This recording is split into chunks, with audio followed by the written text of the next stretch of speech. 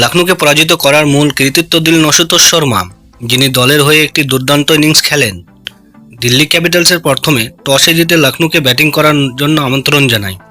লখনৌ শুরু থেকে আক্রমণাত্মক ক্রিকেট খেলতে থাকে, বিশেষ করে মিচেল মার্শ এবং নিকলেশ পুরান। 30 বলে 72 রান করেন মিচেল মার্শ এবং 30 বলে 75 রান করেন পুরান। এর ফলে লখনৌ 209 রানে পৌঁছায়। তবে দিল্লি বোলাররা তাদের দুর্দান্ত বোলিংয়ের লখনৌকে এই স্কোরে আটকে রাখে।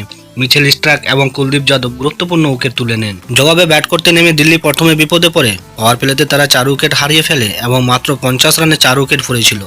তখন মনে হচ্ছিল লখনৌ সহজেই জয়ী হবে, তবে আশুতোষ শর্মার দুর্দান্ত ব্যাটিংয়ে দিল্লির ভাগ্য বদলাতে শুরু করে। আশুতোষ, যিনি ইম্প্যাক্ট প্লেয়ার হিসেবে নামেন, 28 বলে অর্ধশত রান পূরণ করেন এবং দলের স্কোরকে 200 রানে নিয়ে যান। শেষ দিকে দিল্লি যখন 192 রানে 9 উইকেট হারিয়ে ফেলেছিল, তখন আশুতোষ শর্মার ক্রিপ্টের দিকটি পুরোপুরি পাল্টে দেন। তিনি 19 ওভার 3 বলে একটি দুর্দান্ত ছক্কা মেরে দলকে জয় এনে দেন।